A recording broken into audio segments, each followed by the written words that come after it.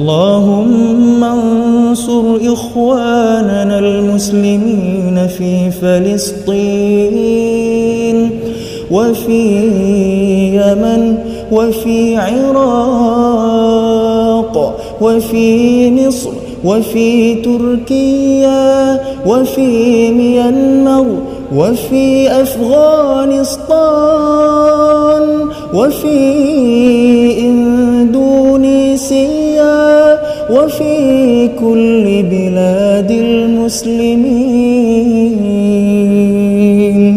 اللهم انصر المجاهدين